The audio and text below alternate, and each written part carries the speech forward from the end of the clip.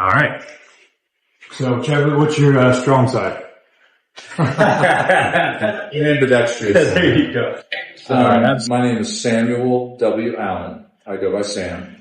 And we are at 102 North Market Street in the town of Mount Joy, Pennsylvania, 17552. We're in the old original bar room of the hotel portion of the Bube's Brewery complex. So Bube's Brewery is the name of a whole series of buildings. It takes quite a few buildings to make up a brewery in the old days. And one of those buildings is a hotel tavern, and we're in the bar room of the hotel tavern right now.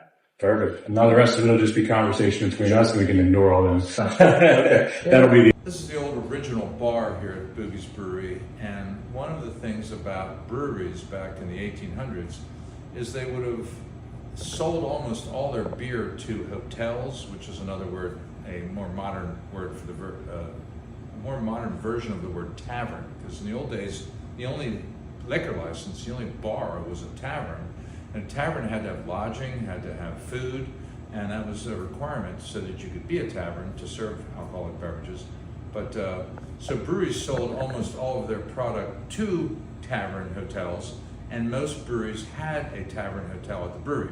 So that's what you're in now, that's part of Bube's Brewery. And very few of these left in their original condition, but here you have another one of the wonderful parts of our complex is simply we even have the original tavern. We have the original cash register. That's Mr. Bube would have bought that cash register, and that cash register is set up for ringing up pints, quarts, and growlers. And this is in 1880. Growler back then was a tin bucket, not the glass jug you're used to seeing today. It was a tin bucket, and people, how they compare it to going out to get a loaf of bread. A German would come in here, or often they'd send the son down, quite honestly, and he'd bring a little tin bucket, and they'd fill it from the tap right here, and take it on home, and that was their beer for the day. That'll be the intro for it. Okay. Excellent. Well, Sam, start out with your story. Okay. So tell me kind of when did you start here with Boobies, and then kind of what were you doing prior to that? Prior to that, well, I was a student at Penn State. Okay. And this year is 1980. And I graduated from college without the slightest idea of what I was going to do with my life. I was sort of leaning toward corporate psychology, believe it or not. And but I got put my toe in the water with the big corporations, and I realized I wasn't a big corporation guy. And it was kind of good to know when you're 21 instead of when you're 45, I guess.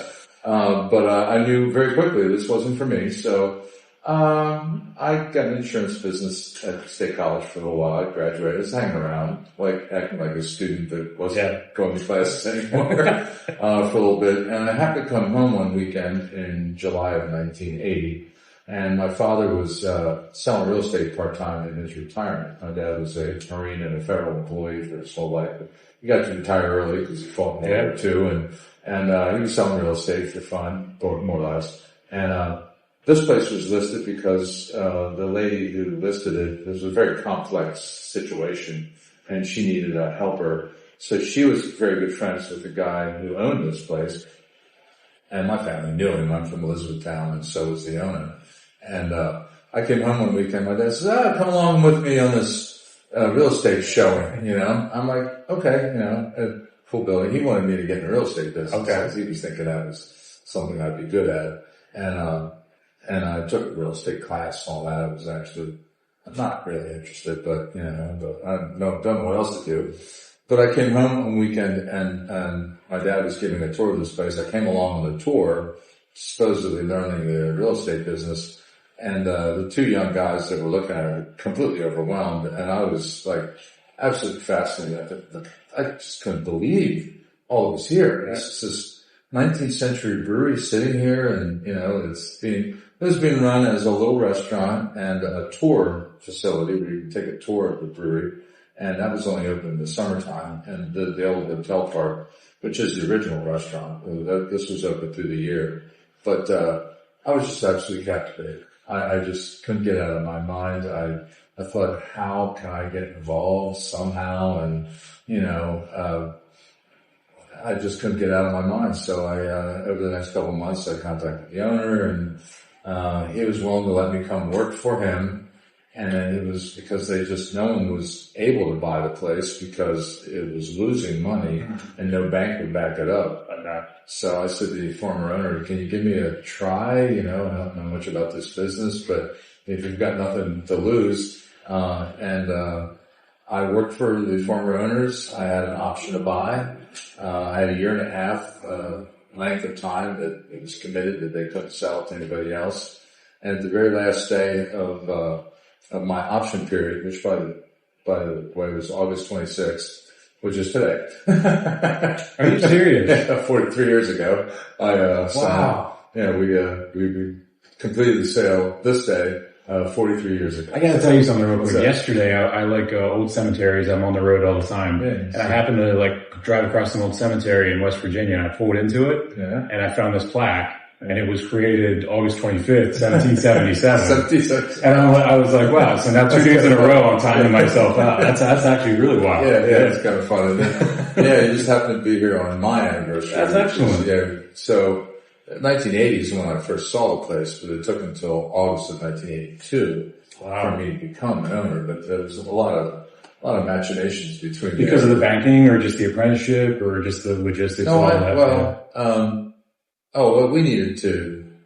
I took on other people came with me, and I had partners and so forth, and we had to try running the place and see if and it gave me a little time to actually see if it was even going to work. Yeah, but we were able to get enough just barely because the place had been losing money. I needed to get it up to the point where it was at least not losing money. And then, the former owners, got involved and backed us up. They left money in the place as a loan. So they actually loaned us more than half of the cost of the place, but then we had a mortgage with them. So that's probably the only money they ever made. Well, that's great. You guys got to circumvent the bank a little bit and nice stuff too. Right. Yeah. It was a like a lot of businesses getting started. It was by a wing and a prayer, as they say. Yeah. And we just barely got through and had, people gave us a try. And usually, some in their early 20s, you don't trust them to go ahead and run a business. Yeah. But again, I was in a situation with the former owners. They were wealthy people that just wanted to get out. They just were, they loved the place. They put their heart, soul, and money into the place, lots of it. But it wasn't working out. And, it's a big nut to crack. Mm-hmm. So it had to be brought up. Yeah. More and more, get people in the door, lots of people, to make it even make any sense business-wise. And, I'm still working on that. So I'm sitting here talking to you, right? Talk to me a little bit about the landscape then. I've been in the beer business for about 21 years now. And I know all the stories from prior to when I got into it in 2004. Yeah. What was it like then for people that are watching this and see craft beers everywhere, beers everywhere? It wasn't like that out here. It was you guys, and I guess was Stouts around at that time or not yet? Actually, they were one of the first microbreweries to come in. They were somewhere in the early mid 80s, I think. Or no, somewhere in the 80s, I think. Because they had to go, it wasn't even legal in those days. Oh, yeah, that's right. It was like Black Angus restaurant, and then Carol sold it to Ed or whatever. Yeah. Ed's name was on the Black Angus restaurant, but Ed had to subdivide the property, sell a piece of it to his wife, Carol, because you are not then, and it's an old Prohibition thing. Mm-hmm. So at the end of Prohibition, they were trying to get the mob, organized crime element out of the liquor business. I mean, because they owned the business. Yeah. Unfortunately, what they didn't realize when they started Prohibition is they were going to be giving the mob a golden goose. They were giving this huge, 80% of people drink some level of alcohol. And if you make something that 80% of the public wants illegal, you're going to have what's called organized crime. That is what you're going to have. They didn't know that in 1919 when they were wrapping this up, in 1920 when Prohibition started. But they learned it very quickly through the 1920s. About 1933, the government had to try in so many ways to wrestle the illegal liquor business back from the illegal element and put it back in legitimate hands. That's not an easy thing to do. No. And the mob didn't really want to give it up, They loved it, paying taxes, they were making all kinds of profit, they loved it. So there was a lot of resistance. It was a tricky, weird time for the alcohol business. Anyway, they made it so that you could own a brewery and I could own a hotel, but we couldn't have anything to do at hotel, meaning a liquor license. Right. And in the old days, all liquor licenses were taverns. For the time laws and everything, yeah. Well, you had to serve food, you had to, in the old days, you had to serve food, you had to have lodging, and you had to be able to have horse livery, or you weren't a tavern, and you weren't serving liquor. You had to be, that's the only liquor license there was. Now, in 1933, when they ended Prohibition, they changed the horse livery requirement over to parking lot. Oh, now you had to have parking. Just keep raising the ante. Well, in the sense that, you know, we weren't worried about horses anymore because automobiles were taking over, and they wanted to just transfer them. So you have to have off-street parking if you want to have a liquor license. So all the old taverns, you know, that's how they came back into business I mean, most of them stayed in business serving food and renting rooms to get through Prohibition, but when they were able to get their tavern licenses back, and then since then they now have restaurant licenses and club licenses and all kinds of different liquor licenses. Yeah. It was more informal in the old days, but all liquor licenses were tavern licenses at one time, which included, that's what this place was. We still have to have rooms. Right. For lodging. You may have heard of it. Are you a tavern license or hotel license? We are a tavern. Okay, gotcha. It's called a hotel license. Yeah. It's the same thing. It's the same thing. They just switched the word from tavern license to hotel license somewhere in. We have the old tavern license, and then, hotel license. Yeah. You know, somewhere back in the 1880s, they switched the name, but that's all that is. But yeah, we're one of those, and, like a lot of the old ones, we are required to have rooms, and, which is fine. We have rooms. And, now we only have to have 6. If you want to be a hotel license today, you can still be a hotel license. You just have to build 24 rooms. 24 now. Wow. If you build 24 rooms, you can have a liquor license. And but it's the old hotel license.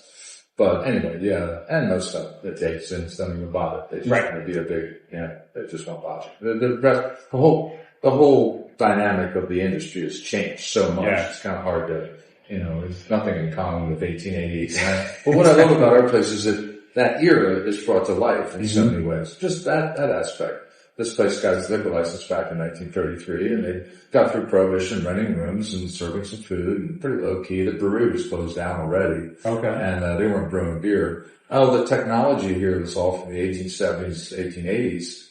And by the 1930s, when the Prohibition ended, well, they had refrigeration. Right. They had the ground cellars. It was truck delivery for beer. They had electricity. Yeah. They had this stuff. They didn't have any of that stuff. Right. When it was in business as a brewery. Yeah. Which was. But you guys were equipped because you guys had the caves and everything like that during that time. Yeah. We had the cellars. Yep. Back in the 1880s, they had all of that to make beer here. Yeah. But that's what the lovely thing about it is we have pre-refrigeration. We have pre-electricity, steam power. Yeah. They pre-automobile, they had horses and wagons to deliver their beer. That's what this place is. It's of that era. When was this building built? Well, it wasn't built in 1 year. Right, I can see there was a couple different things. The brewery dates back to the 1850s. A little tiny community brewery. I compare it to having a local bakery. Okay. They have a little place in town, they make beer, and they sell it like to whoever wants to buy it, like right here. Like an actual, what today would be called a microbrewery. That's just what breweries were back then. They were local businesses. They didn't have refrigeration, they didn't have electricity. When you bought beer in the old days, you usually drank the beer you bought that day. It was like buying a loaf of bread. Yeah. And it was part of the German diet. But beer was part of, like you think of, you need to eat, you need to drink, you need to get up in the morning, you might have a bowl of cereal, you need milk. Well, in those days, you needed beer. And beer was part of how you lived. Do you know if they, local German. in the 1800s, were they producing the near beer, where they were trying to offset water and everything like that? Well, they produced small beer. That's what it was. That was the wrong word. Sorry, not near beer. Near beer is basically what people were making during Prohibition. Right, that's right. That's trying to stay in business. They bought de-alcoholizers and were making beer, but then had to take alcohol out of it. Yes, and the small beer was the lower alcohol. Small beer is low alcohol beer that was generally produced for children, or people who didn't want a very strong drink. And all German breweries make that. They all did. Yeah, it's just part of it. You made a batch of that, and that's what I think a lot of people don't realize about back then too. It was like, it was a standard. It wasn't just like, oh, this is a marketing thing. They liked good beer, but it wasn't it was presumed like, it felt much more like what a dairy does to us today. You need milk, you know? Well, they're a brewery. You need beer. Yeah. You know? Now they appreciated good beer. Now milk is milk, and I don't know about the quality of milk one to the next. But beer, that did matter. Yes. You know, a good brewer made better beer than a poor brewer, and that was really good for business. So you got a reputation. Yeah, I try to explain it because it's woven into society such a different way back then. And that goes back into the mists of German history, because northern climate people need things that last through the winter. You know, if you live in the jungle, you can pick a piece of fruit any day. But if you live in northern Germany, you know, you need cheese, you need bread, you know, you need grain, you need beer. And grain makes beer, grain makes bread. Grain is what you grow in northern Europe and all the way into Asia, and that's what they use to get them. That's how they live, you know. I mean, you might store a few onions and potatoes, but you know, whatever. What, like in here, you guys do a lot of, I see online a lot of different events and stuff like that. So talk a little bit about what you do in the kind of what's called extracurricular activities outside of just the brewing and the dining here. And then how does it tie to kind of honoring that heritage that you're talking about there? Well, some of it's just, our creative use of this unique old space. And when I got here, going back to 1980, 81, 82, we were just trying to find any way to make this unique old building come alive more and more and more until it was at least able to pay for itself. So, and like I said, we're still working on that because it's not, you know, a restaurant in a mall. They pay the mall rent and they run it, and hopefully they make good food. They're successful. Well, we've got this huge complex of historic places that is quite literally in constant need of repair and maintenance and development, and some of that's fun, but most of it's just hard work. I like Thomas Edison's description of his inventions. Somebody said, it must be great being an inventor. You could make records, you know, all this great stuff. He goes, yeah, it's great. He said, but it's 1% inspiration and 99% perspiration. It's a lot of hard work goes into it. And anybody that wants to get in business, they should be ready for that ratio. You know, don't take away the 1%. Because that's what, you know, that's the little dreamy part that gets you up in the morning and goes, oh yeah, but 99% of it's hard work. And as long as you don't mind, you know, that's great. But the people who are successful are the ones who accept that and do it. And the people who aren't successful, people are like, oh, it'd be great to, you know, and then, you know, they aren't willing to do the work. You're exactly right. Gotta do the work. I've had this business for 15 years now, and it's been all roller coaster every other year and every other 3 years since then. So it very much resonates. Yes, it resonates very well with me, where it is constantly just like this. It's a constant pivot to the current events and what's going on and try to stay relevant to everything as opposed to digging in. Get the word out. Yeah. You know, if you're in business, you're always looking for that magic next customer who loves what you're doing and tunes in your case, and subscribes. For me, they come back, and that's what we do. You know, so, do good work, and then make sure everybody knows about it, and don't ever stop adding fuel to that fire, or then the fire will go out. Yeah. This bar, right, you're very right on that. Is this bar right here 1800s or what? Yes, Mr. Bube built that in 1879. That cash register he probably bought that year to open up the business. The mirror, all this. Now this is an antique. This is not original. But the cabinetry, the doorway over there, I don't know if you can see the original cash register. Where you pointing around? Well, I wanted to show you the little doorway. Yeah, we could add that later. Absolutely. One of the fun things about the bar, like this very typical arrangement, is access to the dining rooms, and the customers come in the door. Because in most of history, when old-time tavern hotels like this were in business, it was just normal and traditional that women did not go into the bar room. Period. Women would be out there, dining rooms, bedrooms are upstairs. Mrs. Bube, the kitchen, they might tune in. Maybe have a seat in the bar, maybe have a little cocktail with Mrs. Bube if they were friends, kind of thing. But, only men came out into this bar room, smoked cigars, chewing tobacco. The men's room is accessible only from the bar. I mean, wow. That's why I say there's a men's room right there. Ladies' room is, men's room but the ladies' room is accessible from the dining rooms and the men's room, but only, you say that's why that's set up that way. Yeah. And if you go in old bar rooms, that's not an unusual arrangement because again, that's very normal. I never knew that. And you'd send the drinks here and the drinks would go out to the dining room if you need to be. And I picture like the Old West. If you come in the door, the hotel entrance, which is out here, and needed a room, he'd probably take the key off and give you, here's room 3, up the steps to the right, Wow. And you, like, picture an old Western saloon. Yeah. This is an old Western saloon because that was the Victorian era. This is that time. That's what you did. That's how that was done. So, you do. So this little pass through is very much, I think it's kind of cool. As far as I know, this is the same stick that held that door up in 1880. Wow. So, don't lose my stick. Anyhow, the amount of history is kind of funny. Usually an artifact is an old artifact to most of us is a museum piece that you look at in a museum. But here, it's what this is. So it's what we are. It's what we're living in it, using it. So we don't use that old cash register. I don't want to because I don't want to age it anymore.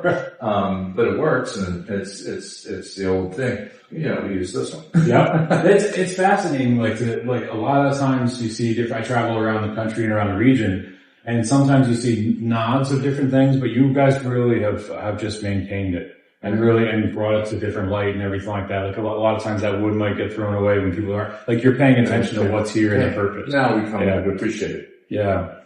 I think that's a worthy thing as if you like to be a tourist, if you like to visit places, if you like to learn what's going on, find those places where history is still kind of a little bit alive.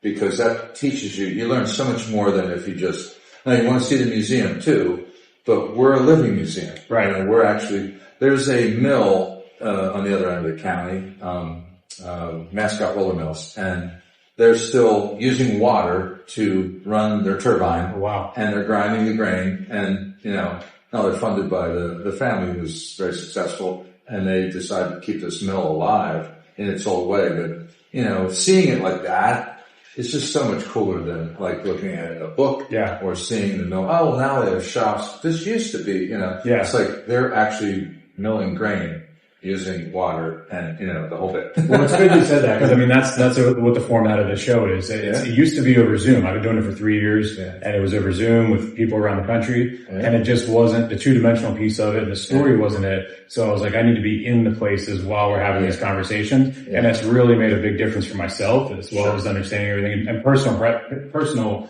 passion of mine is that what we're doing, is learning these histories and things like that. So to sit here, that's why you saw me literally start touching the table, the bar top, because it is just, I think it's kind of sad. It used to be covered with cigar burns, and we've slowly worn them away because they didn't have ashtrays anymore. Oh, wow. They'd lay their cigar on the bar, and it just had cigar burns all over. Wow. They used to have a whole bunch of them. They've gradually worn away. I always tell people about the Dobbin House down in Gettysburg. That bar top over there it's like that. It's just divots and and it's just. I would wonder how many stories are in there. Well, we're still using it, still wearing it. Yeah. And like I said, what there used to be, and unfortunately it's one of the things, it'd be a huge project to put it back, but my predecessors thought it would be a good idea to fill their spitting trough with concrete. I wonder if you're going to bring that up. But they used to, chewing tobacco was so popular back then, they had running water down here, and you could just spit down, and they'd throw their cigar butts down there, and it was like a sort of a trash can,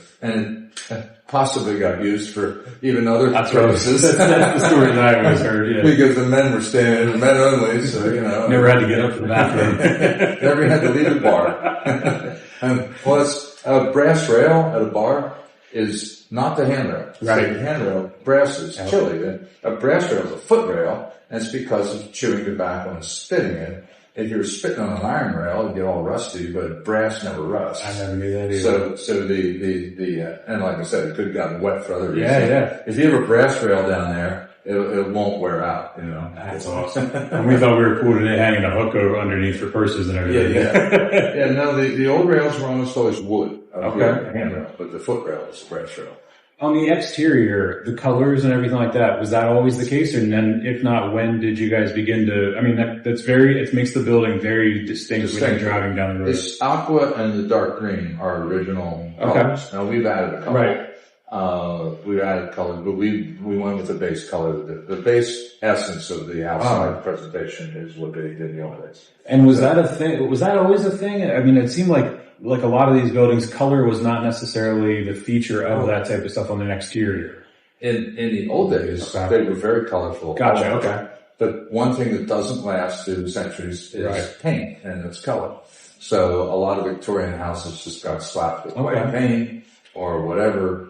But when they were originally done, they were all colorful. Wow. In the old days, the paint had lead in it. And in the Victorian era, that was part of how you presented that. Even the color of the brick was coordinated with the colors that the paint was. So it all kind of made this. So we really were very into that back then. So we really don't have a good glimpse of it, with the exception of this type of place. Because a lot of, like you said, a lot of them are painted very monotone, earth tone, and all that type of stuff. Whatever the current owners painted them. I wonder what it just looks to like. Get paint them. Well, drive through the town with all of them and stuff. Yeah, that would be very cool. Yeah, and some people have certainly gone to the trouble, like we have, of trying to get some original Victorian paint schemes back. And there are nice books up. I guess it's online. We had a nice book of Victorian architecture with real traditional colors that people were using back then, and we've used it for a bunch of things. Nice. The colors, but that's very accessible. And what did they do? Yeah. Well, if you go to Cape May, New Jersey, they've done a nice job there of painting those old Victorian seaside resort houses. Pretty accurate, they've done the work down there. And there's other places too, but that's just comes to mind. But it seems pretty rare. Like, it seems like a lot. It's the exception, not the rule. Yeah, you see a lot of Victorians in their earth tone browns, whites, things like that. And then you see a robust, vibrant interior, but not the exterior. No, in the old days, the exteriors were often very flamboyant looking, very colorful. Well, it's expensive to paint something in 7 different colors. Sure. But if you were a wealthy person back in 1880, 1890, that's just what you spent your money on. Yeah. Your house and its Victorian architecture was a way of, people have always had ways of being ostentatious. And in the Victorian era, that was the way. Okay. What you spent on your woodwork, your building itself, your building materials, and your colors that you painted it were your way of showing off. Yeah. That was how. Now today, you might have a really ordinary looking house with boring colors, but it's architecture, whatever. But then you have your fancy car sitting in the driveway. Technology, smart home, all that. Yeah. You change, but in the old days, that's what they did to show off. That's fantastic. That is fantastic. So you want the wealthier you were, the more show off you did. That's it. and that hasn't changed that much. But in the old days, it was very figured. Even the owner would have this big fancy mansion. Like go to Jim Thorpe. Great. Asa Packer's son, Harry Packer, built one of the most fabulous Victorian pieces of art I've ever seen. He blew money on that place, and its colors and a lot of it's very intact and worth seeing. But the managers had nice houses with more, and then the workers had row houses. They're still Victorian, and some of them were still pretty nice, but they had it very stratified. Interesting. It's if you look around, you get a sense. I'm going to be starting looking now. Yeah. Because I drive through. We have family properties, and all our family came from Germany into Bedford County and Somerset County, Pennsylvania. So Bedford. So we see the old Bedford Springs over there and things like that. And there's Victorian homes in downtown in Bedford. Off of the subject here, I drove through there. You're old enough. I don't know if you got out to Bedford Springs back in the 90s. Yeah. But we had that place. It looked like a place that they ought to have a horror movie. Yes. Yes. The Shining could have been shot there. The Shining could have had a wonderful, except it was closed, and people going. You could have made a wonderful horror movie there. We went and looked at it, and I thought, man, because there's 5 different eras, and you built those different sections. It's all 1800s stuff. It's the very early 1820s is the oldest part. And they let you look into all the, and then they had 1840s. They had kind of the era of the Mississippi River. That's there, and then all the way to the late 1800s. And they built it at 5 different places. And then one was 1910, where the pool is, the brick thing with the pool. That was it might have been 1905, but that was real early indoor pool. I mean, that was really hip. And then that just fell on hard times, and I thought, there's no way. This place is going to get torn down. I said, it's just structurally. And then I come back later and they spent $30 million on that thing. It's amazing. It's amazing. It's an architectural masterpiece. Yep. And what a nice, we are to a brewery of 1880, what they are to the old Springs Hotel thing of the 1800s, which was really big in the 1800s. Yes. The doctor would write your prescription if you go to this place for a week. That was your prescription. The town I grew up in, Berkeley Springs, West Virginia. Berkeley Springs. It's George Washington has fun. That was where that cemetery was that I was talking about. Berkeley Springs. Yeah, I lived there. Yep. I lived there for a long time. George Washington owned a lot. He never built anything, but he had a lot. He's got that, and then he had real estate there too. So in the downtown area, he owned a good bit of lots, and there's nice plaques there for it, and there's stories and everything like that. It's kind of funny. Yeah. He wanted to own something out in the Virginia. So talking about water as medicine is very key in my life. West Virginia. It was Virginia at the time, Virginia at the time. But, they would, doctor write your prescription to go to a place like that for a week. And you know what? It worked. Yeah. You came back healthier. That was what drew us there. My dad, when we were there, it was ranked in USA Today in 92 we were there. Yeah. My dad got laid off. We lived in Philadelphia for General Motors. Yeah. And he got laid off and he was like, where are we going to move to? And it was in USA Today or one of those, it was top 10 smaller towns in America. Berkeley Springs. Yeah, so we went there for a weekend and then all of a sudden it was all the water stuff and my dad was like, my dad's a little bit of a germ phobe, so all of a sudden he's like, clean water? I'm in. And then that was all we were doing. What did he do for a living? He worked for General Motors up until retirement right out of high school. And, worked. Oh, he retired? Yep, he ended up retiring and transferred to Martinsburg, West Virginia, and then we lived in Berkeley Springs, so about 40 minutes there. General Motors had something in Martinsburg. Yeah, they had one in Martinsburg. It was, too far away. Yeah, the options were, Flint, Martinsburg, or, South Carolina, and that would be all the family. So he picked among them. Yeah, he picked the closest place to the family and everything like that, so. Gotcha. Oh, that old thing I think is very cool. They would recommend you. And there's a whole, the seaside ones, I mean, there's a few of them left. There were hundreds of them. They're mostly gone now, but if you really pick, you'd go to some of the old, towns and find their version of the seaside resort. If you ever get to one thing you might enjoy, you get down to Ocean, to New Jersey, go to Ocean Grove. Oh, I've never been there. Yeah, okay. You've heard of Asbury Park. Yeah, I've been there. If you're Bruce I am to the Black Pony. Or Silver, Stone Pony. Stone Pony, there you go. It's still there. Hell yeah. But within blocks of that, you go across the water. It's so cool because Asbury Park was really it was like Atlantic City, northern Jersey, it was kind of seedy and it was great. Just fun enough. Yeah, right. But just across the water was Ocean Grove and it was a Methodist summertime camp meeting. And, there's this tabernacle. It's still there, And, it's fabulous. It's all made of wood. And it's I hope the hurricane never hits that because it'll destroy it. Yeah. But the old tabernacle that they built from the old retreat thing was either in the mountains with spring water or at the seashore. Oh, wow. So you have both of them. Yeah. And if you ever get to Ocean Grove, get it. I'll be definitely checking it out. Just soak it up too. Well, they still have tents. They're very fancy tents. They take them down in the winter. But they put them up all summer. Right now they're up, and they have refrigerators and beds, and the whole thing in the tent. They're kind of unique. And then they have cottages. Do you know what Mount Gretna is? Yeah. Well, Mount Gretna is a hills version of what this is down at the seashore. Oh, okay. This is a seashore version of Mount Gretna. Very cool. They have little cottages. Yeah. And then hotels and blah, blah, blah. But you gotta go see the tabernacle and the tents. But it's the same thing that Berkeley Springs was to, and Bedford Springs was to, that's fascinating. They see, like I said, seashore or mountains. Whatever, you're getting out of the city. Yeah, exactly. So you go to the seaside or you go up to the mountains. Yeah, take your preference. One or the other. That's awesome. And they're kind of cool I'm a history buff. I love history because the more you know about it, everything starts fitting into a matrix. Yes. And when you don't know enough, it's all like independent information that might not relate to anything. But the more you know, the more it all fits into something. And you keep filling in your matrix. And, the seaside resorts and springs resorts of the 1800s. Yeah, the water.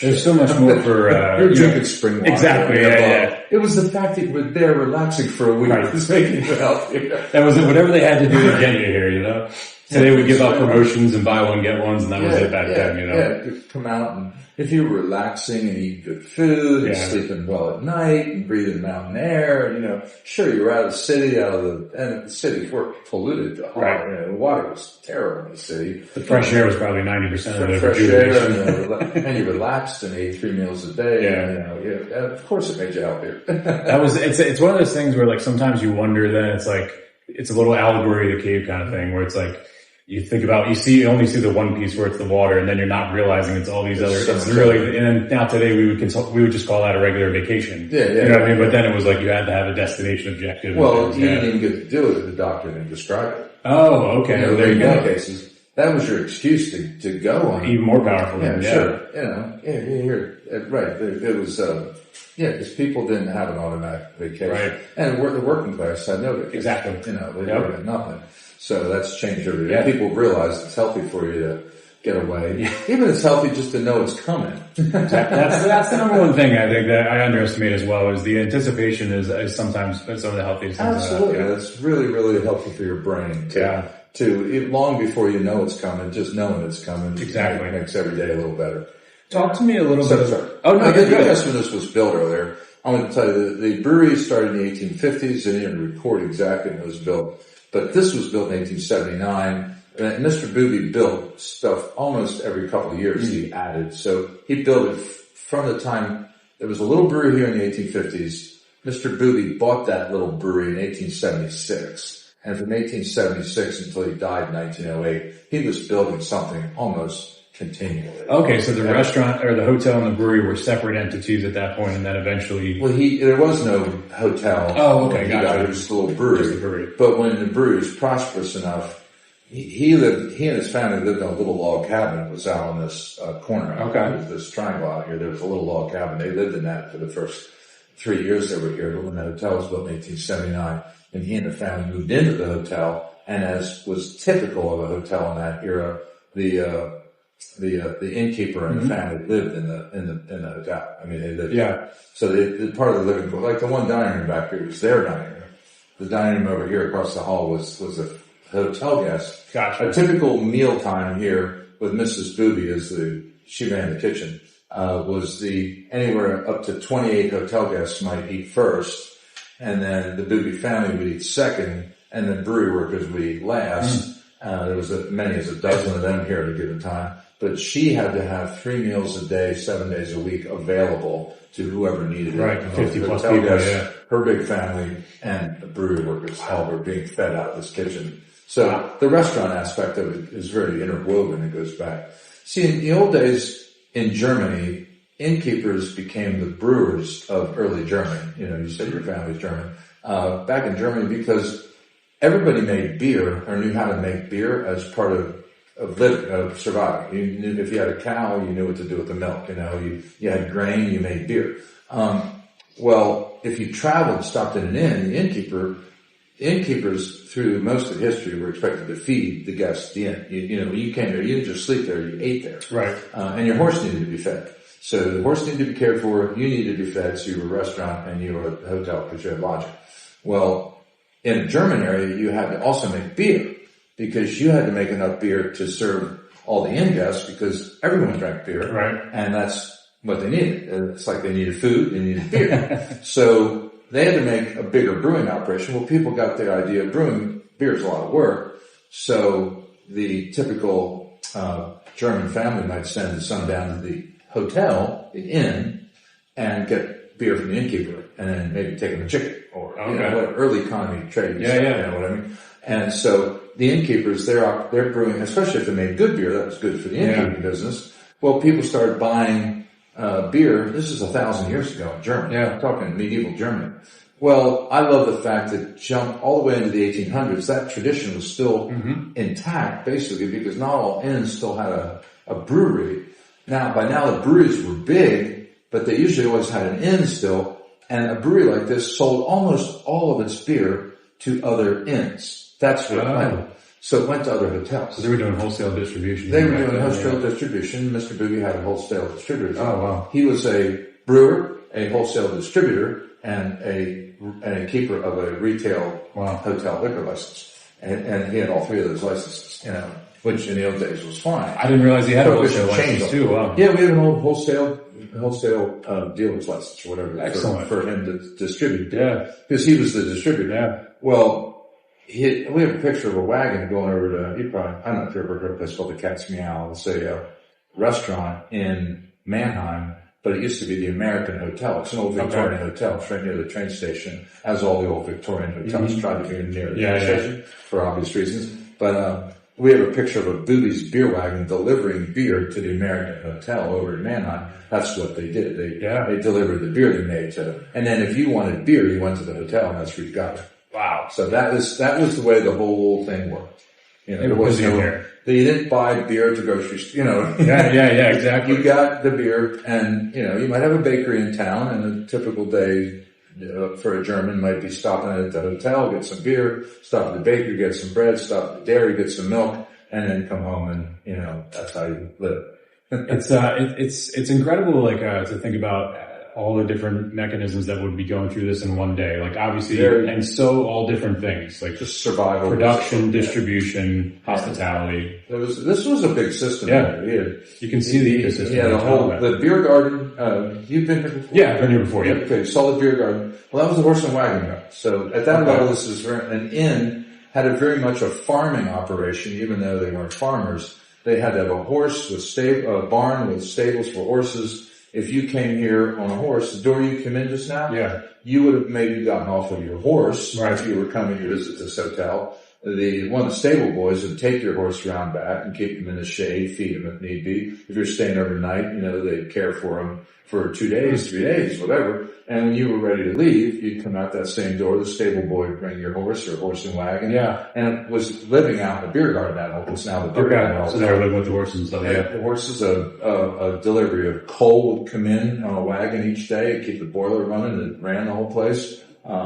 There was a pigsty out there that raised enough pigs to eat all the spent malt that came out of the mash tun each day. You had to get rid of all that spent malt.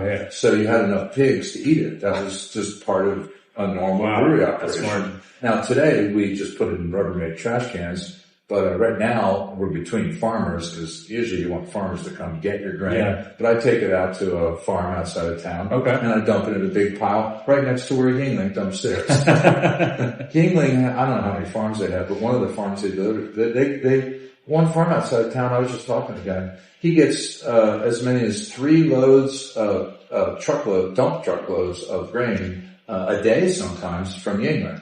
Because they need to get all breweries. And you're a beverage guy. In the brewery business, you have spent grain, and you must find a not in the waste stream way to get rid of your grain. So we usually have a farmer come pick it up, feed it to his pigs, just like they did here in the old days, or because the cattle can eat it too if you mix it in with a feed. But when I don't need, unfortunately, I feel sorry for people in Manhattan. Because you still got to get rid of your grain, and now you got to pay somebody to come get it. Take it out to the farms more. At least I can get rid of it for free. You know, it's saving them money. Now, I hear stories. Part of the beverage business. I hear stories when the cows get used to seeing your vehicle go, and then do they run every once in a while when they see you or anything? They don't know I'm feeding that. Probably the Yingling 3 times a day. They know that. They like the grains. You know, it's got sugar in it from malt. You know, it's got remnant sugar in it. And sure, they like it. You know, they like it, but they don't know that I'm bringing it. They don't know when to get it. But I can see that happening if it comes to a little farm and they're like, hey, you get that habit routine going, and then they're expecting you every day at 7. They're like excited, sure. Yeah. So with your beer lineup and everything like that, we don't do reviews or anything like this on the show. So just talking about the portfolio. I haven't been in here in a little while. Are you focused in the lager area, the IPA, or do you kind of go all over the place as far as the portfolio? What people are looking for. Our current brewer, his name's Tony. He likes making lagers, and some brewers, lagers a little bit of extra work because you gotta, This old brewery was built to make German lager, right? That's why they had the cellars.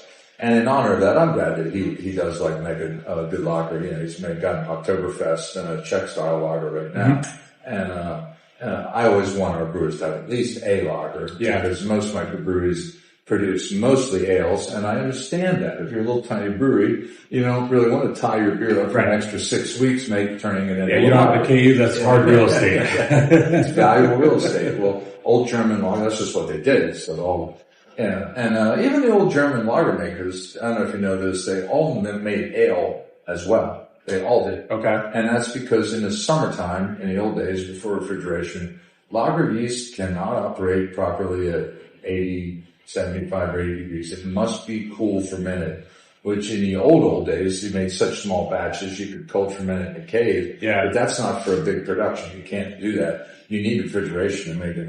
So in the old days, they just stopped making lager over the hot summer. They just stopped and switched over to ale making. So German brewers almost all made ale all over the summer. And when the autumn came, it was cool again. They could start making lager again. Yeah. Well, they loved their lager best. I like to put it this way. When that first batch of lager was ready, they drank the whole thing and called it Oktoberfest. You know what I mean? When they first got that lager back in the autumn, that was a big deal because it was kind of like, hey, our favorite beer's back. And it was dependent on cool temperatures. And they needed So an old brewery like this would switch over to ale making all summer. That's awesome. But they let the lager would last them in the catacombs into the summer. But by late summer, they're out of lager. And they'd switch over. And then when the autumn temperatures came, they could make lager again. What's kind of like as far as the food side of things, what's kind of the popular selling items that you guys have here? Well, we do all sorts of stuff with food because, I will say food is a really key way we make our living today. We're much less, Mr. Bube made his main income from beer. I would say we make our main income from food. Beer is certainly a nice part of that. But, so we do all kinds of things. If you want to see a unique fine dining, I'll call it, whereas it's not for sandwiches and tacos. Yeah. We have the catacombs. That is dinner. Okay. And see what we're doing artistically with our food. They come in, it's not a cheap place to eat, but it's a great special occasion. Yeah. I'd say, for a birthday, come on, you could swing it for the birthday. Maybe it's not when you're stopping along the highway to feed your kids. You're coming here for a special thing. The catacombs is for that. But then we have casual dining, so we do burger sandwiches, wings and stuff, and the Bottom Works pub, which is the old Bottom Works of the brewery, and the beer garden, which is the outside area. You can get a casual, but you can still get a steak dinner if you want. We have I'd like to call it pub menu. A good pub menu should have dinner and sandwiches and tacos and salads and wings and all that. So you want to have both. And then we do murder mysteries. We do theatrical dinners. We have the feasts in the catacombs, the murder mysteries up here. We do dinner with that. So you're actually getting fed a several course meal with your entertainment experience. So we're doing that. And then we do banquets and groups and parties. And you want to have your 40th birthday party here, you can put out a buffet, or we can do a plate dinner, or have your wedding here. We do all very nice. So we do a real variety of stuff with food. And we try to tailor it to the customer. If they're having a baby shower and they just want to have fun little food at a buffet and snacky stuff, we'll put that out, or whatever, anything you want. That's awesome. What the last thing for you to kind of close out? Yeah. Any, 200 almost 200 year old building. Yeah, well, the 1850s, so we're not too far away. 25 years off. Right? Any ghost stories out of here? Oh, yeah. We're well known for that too. It's we cover a lot of subjects, which gets a little confusing sometimes. But we've had paranormal researchers here for decades now, and we usually have kind of a main paranormal group. Right now, the group that is our main paranormal group is called Jotniks Paranormal, and they do paranormal investigating on us. And what's cool about them, unlike the ones before, they invite you, the public, to come and learn how to be a ghost hunter, which is kind of cool. So they do that at least once a month. Heading into the fall, we try to do it 2 or more times a month, where we schedule a date, and you sign up, and you're here with them from 10 until after midnight, and you see how the instruments work, and you're learning to do this. Really cool. It's kind of fun. Old hotels are notorious for being haunted, and so as much as a house might have a ghost, it's probably not. It's the ghost of somebody that lived there before, kind of thing. Well, hotels have so much human activity, and the more human activity, the more chance you are to have what I'll call residual activity of those humans in the form of some sort of energy they're leaving behind, which is a ghost. I've never seen one. People say, well, you must have seen it. It's like, some people see ghosts and some people don't. Right. If you grew up in a house with a ghost, there's a good chance you will see and sense ghosts. But a lot of people just don't see them, and I think that's just, I didn't grow up in a haunted house. Too many people have seen the same thing for me, and I think there's something to it. And that's where it gets to where, that's great that you have the open mind to where you're like, just because I haven't seen it, like, dozens of people see the same young woman in a long dress that we think is Mr. Bube's granddaughter still haunt this place. Well, dozens of people have seen her. I mean, who am I to tell them they're all crazy? And is it residual in location too? Like it's the same pass through in the same spot, or is it kind of? By far the most haunting is here in this part of the building. Okay. Because this is where all the human activity. Yeah. I mean, the brewery workers showed up in the morning, brewed beer for the day, went home. Yeah. The brewery isn't as spooky looking. I mean, it's really, catacombs looks like something from Dracula's castle. That's why we do a vampire feast down there in October, right? We do fun things with our space, and we like to do fun things with this unique space. But not much happened there throughout history. It just was where they brewed beer. Here, the hotel part, that's where all the people were, all the human activity. And I like to break, hauntings down to different types of hauntings, because people, go to these places to get a sense of, the ghosts that are there. Well, the Eastern Penitentiary in Philadelphia is an old prison. Mm-hmm. The Penhurst Insane Asylum on the Schuylkill River is an old insane asylum. We're an old hotel. Well, guess what? The experiences you get at an old prison or an old insane asylum are very, if you like spooky, their energy, think about the residual energy which is what I think a ghost is a residual energy of what was going on in those places. Well, what was going on in a prison and insane asylum real different than what was going on in a hotel. Yeah.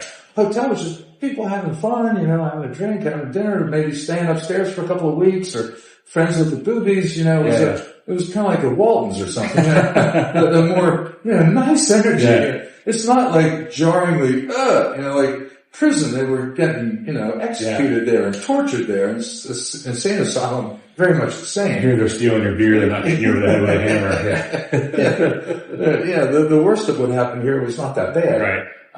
So it has a very different kind of haunting, which is fine with me. I don't think I really want to live at Penhurst, an insane asylum was like a torture chamber. Yeah. Well, in insane asylums, they used to think that shocking you and hanging you upside down, they thought this was helping you. Yeah. They were torturing you, but they thought, that was early. They learned since you don't shock people, you don't hang them upside down to treat their illness. There's energy fingerprints and they're on there forever.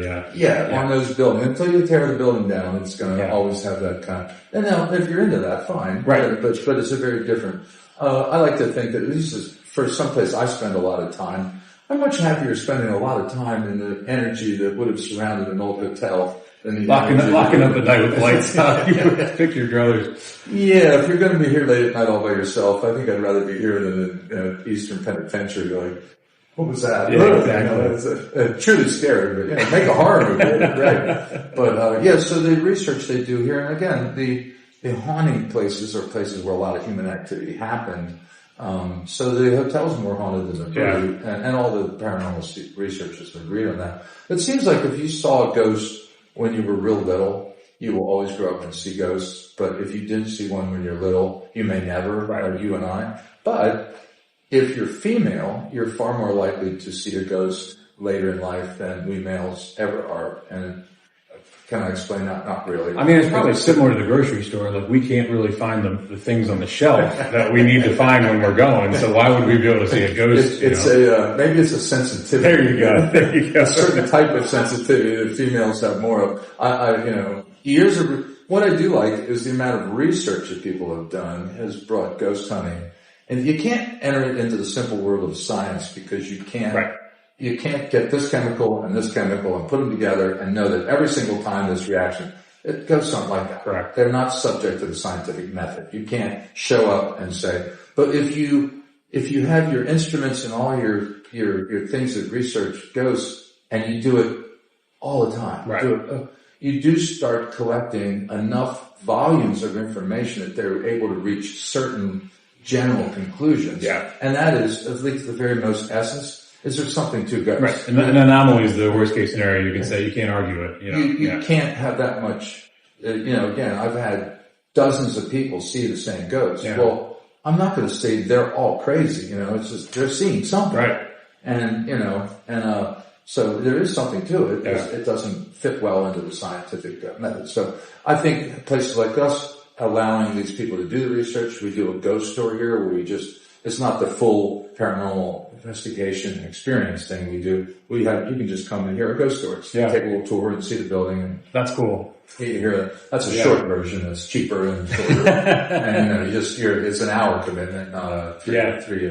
You might have me signing up for the other one though. I think that's pretty cool. If you want to do it as an experience, I think that'd be a really fun experience. I think you should do it just from the point of view of giving something a try. Exactly. In life that. And they're cool. They'll teach you about it. They're very patient. Yeah. They're good, and you might like doing it. Just maybe one of those guys would get on your podcast. Yeah, exactly. We can do something there. They would probably find that very. With the coming in September, we're going to release this probably in the next week or two. What kind of events are coming up September, October, and what can people kind of look forward to in the fall here? Just ahead is it's our big season, which is autumn, and that's partly because of Halloween. Our place is always thought of as spooky. We do a Halloween feast and a Halloween series of murder mystery dinners that are kind of like, instead of the nice Central Hotel murder mystery that is about this place when it opened in 18, Mr. Bube is. Yeah. And it's an insane asylum. Going back to the premise of the murder mystery. One of the ones we do is that this is we're having a fundraiser tonight for the Bethlehem Royal Hospital, which is better known as Bedlam. Okay. Oh, there you go. The word Bedlam comes from the Bethlehem Royal Hospital for the whatever. I did not know that. Yeah, it was a madhouse. Yeah. So they ended up, the short name for the Bethlehem Hospital was Bedlam. Okay. So that's where it came nomenclature, yeah. That's where the word Bedlam comes from. That's wild. I never knew that. Yeah, so we do a Bedlam murder mystery. And it's we're raising money for the insane, and then we have some of the best insane people out here for you to meet, so they're here at the nice. And then all of a sudden things start going out of control. It's a fun That premise. Sounds really fun. But we do a Harry Houdini one, which is another murder mystery about Harry Houdini, so we think that's nice for Halloween. And then we have one called The Murderous Mystery of Dr. Stanley Lestrange. So that's the mad scientist murder mystery. Nice. So we actually do 3 different murder mysteries for Halloween season. And then we do Dinner with the Count, which is the Halloween feast. And that you're a guest in the catacombs of Count Dracula, who is throwing a dinner in his underground sunlight-free chambers. And you're a welcome guest. That's awesome. You're a welcome guest at the vampire dinner. That is really cool. Your blood's nice and warm, right? Sam, thank you so much. Thank you so much for your time. I really appreciate you taking the time to tell me your story and tell the story here, because like I said, I've been in this a long time, but I never really, I'm just now being able to circle back to a lot of places that I've been, the old haunts, so to speak, sure. And be able to get the story and get the details and stuff like that and start telling everybody else those. Please do, and we appreciate that.